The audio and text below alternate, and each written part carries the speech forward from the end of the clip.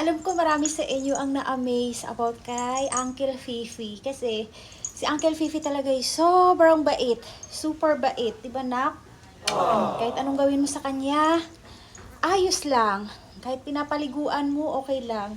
Minsan nagre-reklamo siya, pero slight lang naman. So, si Fifi nga po pala, ang unang cat na meron si Moma. Kwento kaya natin sa kanila, nak. Paano ka napunta sa amin? So, eto si Fifi, nung pandemic time, gihanga ko Moma ninyo, ay nagtiboli dance ko. So, nung pandemic time po siya napunta sa amin dahil kinuha po siya ng mga anak ko. So, nirescue po nila si Uncle Fifi and that time. Sobrang pangit ni Uncle Fifi. Yung mga eyes niya punong-puno ng muta. And, ayun nga, first time ko rin na nagkaroon ng cat. So, grabe yun ang hangyo ng mga anak ko na grabe talaga ang ilang hangyo na mahulog ka dyan.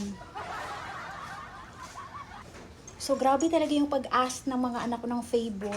Pero sa akin, okay lang naman. Kaso, ang kinatatakutan ko si Apa. Pero buti itong pusang ito, magaling din magpakitang gilas. Kasi sabi ni Apa, 1 week lang daw siya sa amin, tapos ipapadala namin sa bukid. Pero dun sa 1 week na yun, nakuha na yung loob ni Apa. Alam niyo kung ano nangyari? Ha? Humuli siya ng mga cockroach. Ang dami niyang hinuhuli na cockroach, tapos pinapakita niya kay Apa. Tapos kumakain din siya ng gulay, lalo na't ampalaya. Paborito yan doon ni Uncle Fee. So, ayun, until sa napamahal na nga siya kay Apa, nagiging best friend na sila ni Apa. So, hanggang sa, hindi na namin dinala sa bukid. So, hanggang sa dumami na sila. Kaya that's why, ngayon, nagkaroon na kami ng 16 na cat. Di ba, anak? And, ayan, yung iba, iba't iba ang pag-uugali.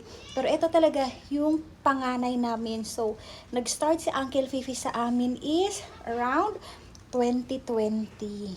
So, yun lang po ang kwento ni Uncle Fifi. Hanggang sa nagkaroon ng Mochi. So, ayun si Mochi. Nakasilip si Mochi. Okay. Tapos, nagkaroon si Moma ng afam na apo hanggang sa dumating sila King Bee. Ayan. So, yan po yung story nila. So, hoping may nakuha kayo sa storya ng buhay ni Uncle Fifi. Mabuhay ang mga pusa. Na-distract si King Bee dito sa supply ni Moma. So, yun lang for today's video. Hello! Gusto niyo rin bang marinig ang kwento ni Tita Myong? So, ayan. Eto si Tita Myong. Si Tita Myong ay nakuha ni Moma sa gilid ng National Highway. Si Tita Myong ay balak punta ng heaven. Nung nakita ko si Tita Myong sa highway, ang payat-payat niya, tapos gutom na gutom, tapos panay yung meow niya kay Moma. Actually, nakita siya ng mga driver na gustong pumunta sa gitna ng daan, tapos nilalagay nila sa gilid. Tapos pupunta na naman siya sa daan kasi gusto na niya talaga magpabangga, mga kamoma. Akala niya siguro wala nang magiging changes ang kanyang buhay until sa biglang dumating ang Moma. Nakita niya si Myong. Tapos sabi ko, hindi na ako pwede magkaroon ng pusa dahil meron pa akong bagong rescue. Yun ay ang 4 na Team C. Pero wala akong magawa bigla akong nakita si Tita Myong at bigla kaming nagkatagpo. Kaya sabi ko, dadalhin ko si Tita Myong sa bahay para gamutin lang. At ayun nga, nung nadala ko sa bahay si Tita Myong, galit na galit si Apa. Pero sabi ni Apa, hindi daw mabubuhay si Tita Myong dahil sa sobrang payat niya.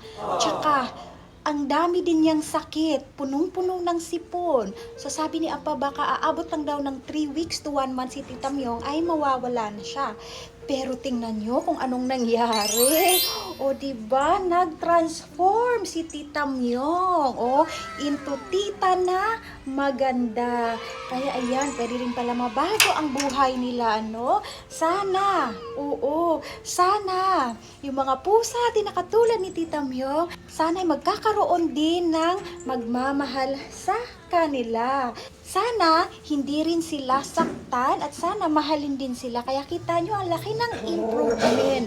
So hanggang ngayon patuloy na mabubuhay si Tita Myong kasama ang Moma. So yun lang po ang kwento ni Tita Myong.